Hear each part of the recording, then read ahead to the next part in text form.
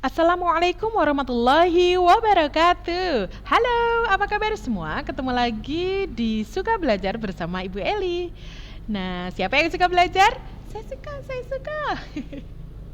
Nah, anak-anak masih melanjutkan pelajaran sebelumnya, yaitu tentang kelainan organ gerak manusia. Siapa yang masih ingat pelajaran yang lalu?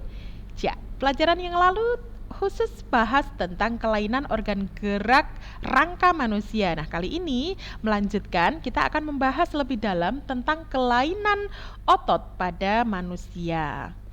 Tahukah kamu mengapa dinamakan kelainan? Ya, ini adalah sebuah kondisi khusus atau tidak normal dikarenakan sebab tertentu. Nah, apa saja sih kelainan otot pada manusia? Yang pertama ada kram, atropi, hipertropi, dan tetanus. Apa saja sih itu semua? Nanti kita akan cari lebih dalam. Nah, sebenarnya anak-anak, selain kelainan otot pada manusia ini masih banyak sekali kelainan otot pada manusia. Namun, kita tidak akan bahas yang lain karena kita akan hanya bahas yang ini. Kalian bisa mencari sumber informasi yang lainnya. Oke. Nah, sekarang kita ke kram. Apa sih kram? Nah, dari gambar ini tentu saja kalian bisa membayangkan kan? Kram adalah kondisi kejang otot akibat cuaca yang dingin atau beban yang terlalu berat. Otot juga mengalami kekurangan kalium dan magnesium, sehingga ketika otot kekurangan zat ini, kaku otot atau kejang otot itu bisa dialami. Kemudian yang kedua adalah atropi. Nah, ini adalah gambar perbandingan antara otot yang normal dan otot yang penderita atropi. Otot penderita atropi ini mengecil, berbeda dengan otot yang pada kondisi normal. Nah, seperti ini. Kenapa dia bisa mengalami atropi? Ini disebabkan karena adanya penyakit polimielitis. Nah, penyakit tersebut bisa merusak sel syaraf pada otot.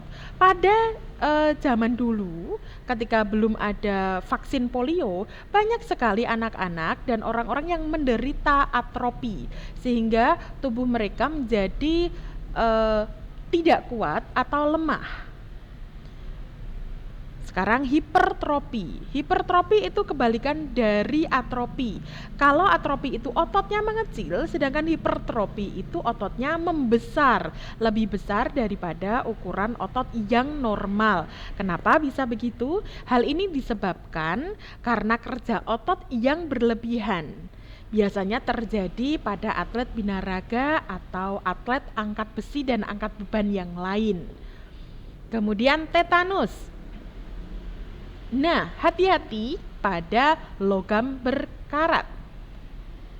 Hati-hati juga ketika otot kita mengalami luka sobek seperti ini.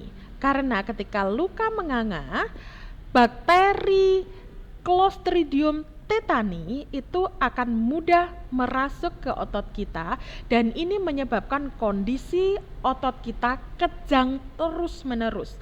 Jauh lebih kuat kejangnya dibandingkan dengan hanya sekedar kram biasa. Nah, hal ini bisa sangat berbahaya. Namun, syukurnya di zaman sekarang sudah banyak vaksin tetanus. Ayo, siapa yang sudah vaksin? Bagus. Nah, kenapa kita butuh vaksin tetanus? Karena untuk mengurangi risiko terjadinya tegang atau kontraksi otot yang terus-menerus ketika kita terkena bakteri Clostridium tetani. Nah, itu tadi anak-anak, waktunya kita melakukan tantangan. Ayo mencoba. Silakan buat peta pikiran tentang berbagai macam kelainan pada otot manusia.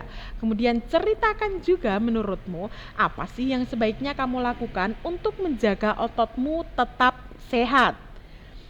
Nah, selamat mencoba ya anak-anak. Sampai berjumpa di pertemuan berikutnya. Semoga bermanfaat. Assalamualaikum warahmatullahi wabarakatuh.